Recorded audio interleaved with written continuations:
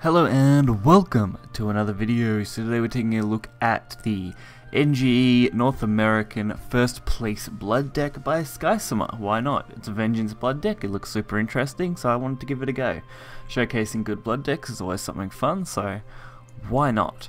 So let's take a look at the deck, I guess. We've got Triple Goblin, pretty standard.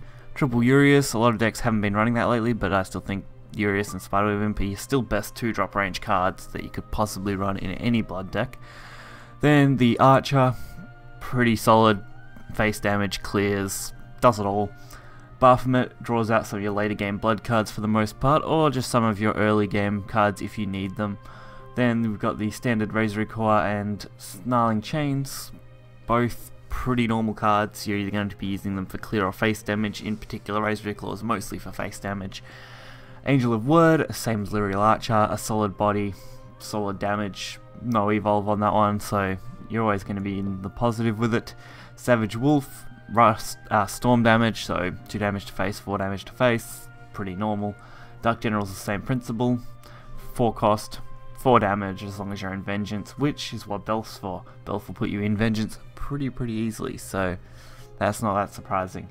Then Blood Drinker's Brand, one of the few cards that actually did pique my interest in this deck. A lot of people, kind of overlook this card a little bit. The deal 4 damage to a follower and give it Drain if it's a Bloodcraft follower. If Vengeance is active for you, did recover 2 play points. So it's really solid, I think. The recover 2 play points is great. It basically means it costs 1, so it's the equivalent of a Drain without the heal, of course, unless you do give it to a Bloodcraft follower, in which case Drain away. But really good, really enjoy the card. I think it works really nicely.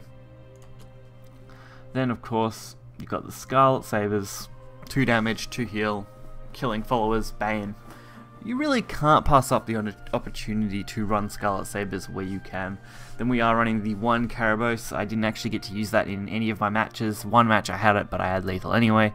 But I think it's really solid as a way just to ping down your opponent, especially if you can get it out early. Playing it on 6 or most likely 7 because you want Emeralda to proc, so you're going to be using it in kind of the mid-ish to late-ish game as just a way to kind of put your opponent on some form of countdown or just to get in range of lethal. Then of course the Emeralda being probably one of the biggest cards in this deck, mainly because it does destroy both enemy followers and amulets and gain storm, so it has 3 amazing traits. With an evolve you can deal up to 6 damage, which is quite prevalent and quite a good way to kill your opponent. So I think overall this deck has some really solid features. Of course it doesn't keep up with Daria currently. Daria, no matter what you do with most decks, is going to probably lose. Although there are some ways to get around it. I am looking at an AoE Dragon deck that should counter Dragon extremely hard. Counter Daria extremely hard, sorry. And a few other little decks that can just kind of edge out against Daria. So hopefully you guys enjoy it and we'll get right into the video. First up, we are versing Shadow.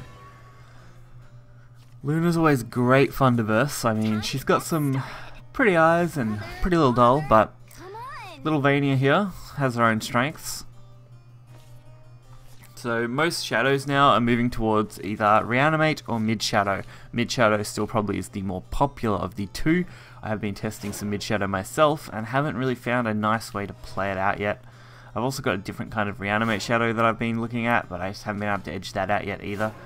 We'll have to wait and see, but that'll probably be in the mix of my next few videos, so look out for those. So we do decide to go for the Ward, blocking out any early damage and dealing with any early threats, like Gloomy Necromancer, so we already know this is Reanimate Shadow, and that they have the Zeus combo off the bat, so they honestly couldn't have asked for probably a better first turn, or second turn, as it is, but early game pretty much perfect for Reanimate Shadow, although my deck is so aggressive that they may not have time to put out what they need. And Belf, why not? Drop it.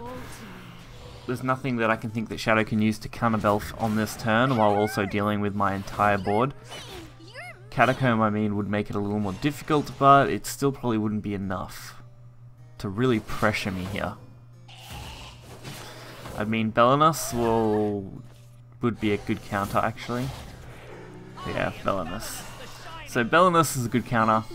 Not too surprising, I guess. especially since they use Zombie Party. But that is baiting out a lot of potential damage there. And now that I'm in Vengeance, playing another Belf is no problem and drawing more cards. Why not? Take advantage of that draw power while I can. Especially since I can't use Scarlet to go face, which disappoints me. Those days when Scarlet went face were some of the best days of Blood. Then we have Ceres of the Night. So it's going to deal with my Belf pretty well. Chains is going to kill it though, very quickly. May even use double chains maybe. I just have to think about how I want that to play out. So 1 for 1, and double chains. So 2 damage each. I get to deal 1 damage here. Could have probably dealt 3, I think that would have been better. But we've got the Emeralda next turn, it's going to kill whatever they play.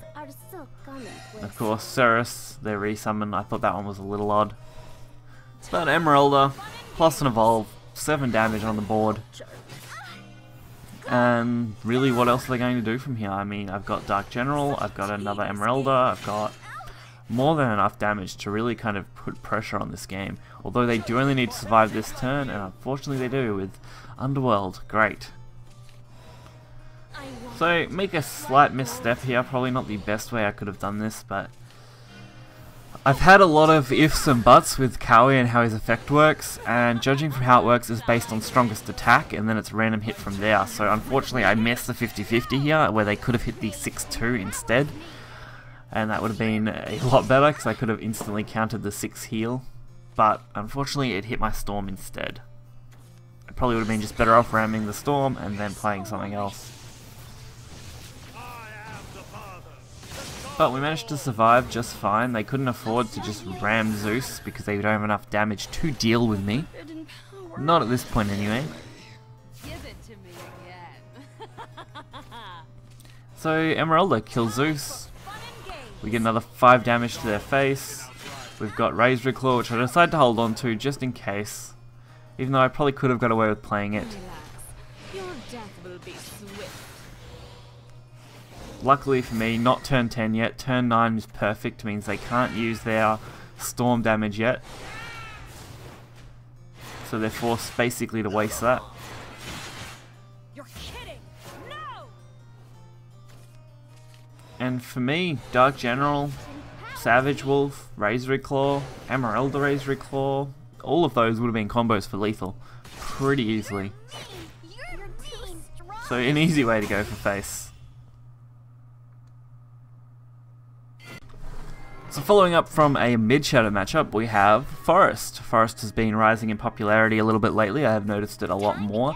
Mostly it's Elephant Forest, so Ganesh Forest, however you want to list it off.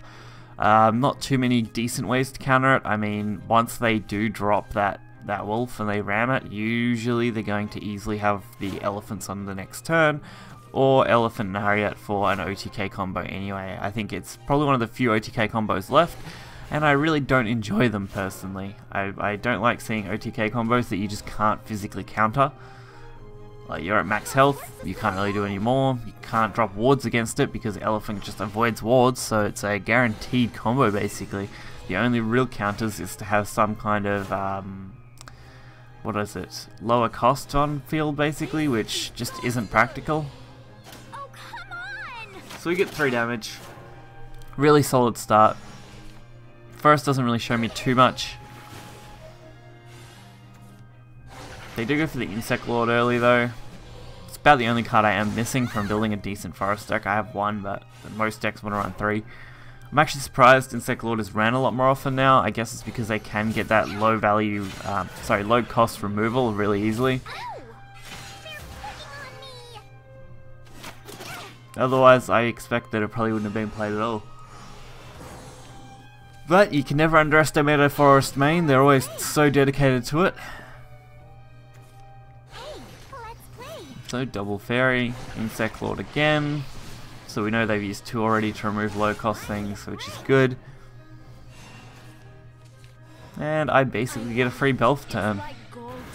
Throw the evolve on it and you can deal with Insect. I think that's worthwhile in my case. Although I do put myself pretty vulnerable to any kind of, damage basically. but Blood Drinkers is now quite a viable option for me. Furious Elder Weedman. Setting up the counter.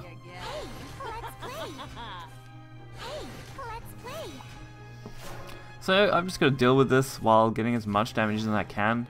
I did decide to throw the Dark General. I was going to go with the Lyriel, but decided against it. Just because I didn't feel like I needed to use Lyriel. I could just do this and end up with a little bit better board presence and go for the damage to face. Even though Lyriel would have taken out the Weedman and one of these fairies pretty nicely. Pinging themselves for damage, great for me. And of course, Water Fairy Evolve, yay! They're probably going to ram most of this though, to trade it off. I don't see them going face too much.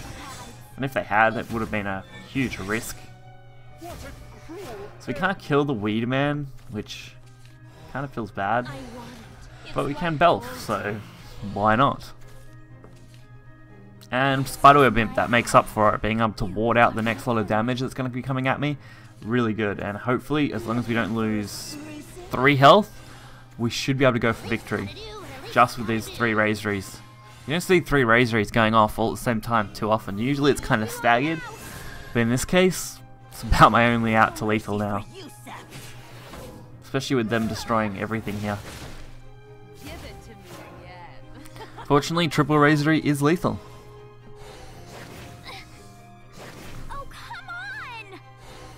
2 and 3. More than enough damage. You're strong.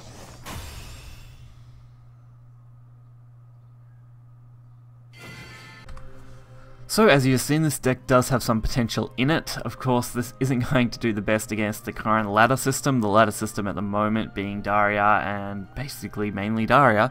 Also, we've got a pretty solid look at, say, Forest and Shadow, where this actually has a chance at winning, mainly because it's a lot more aggressive, so it can outdo their damage in the early game, and then by the mid game to late game, usually they're out of steam. Also, Shadow's mid-ranges and reanimates are starting to cross over a lot more now, and it's really freaking me out a little bit. It's like, wow, they're going for the reanimate kind of middle ground. Really interesting. But hopefully you guys enjoyed the video. If you did, you'll find the deck list in the description below. You can hit that like button and subscribe, and I will catch you guys next time. See ya.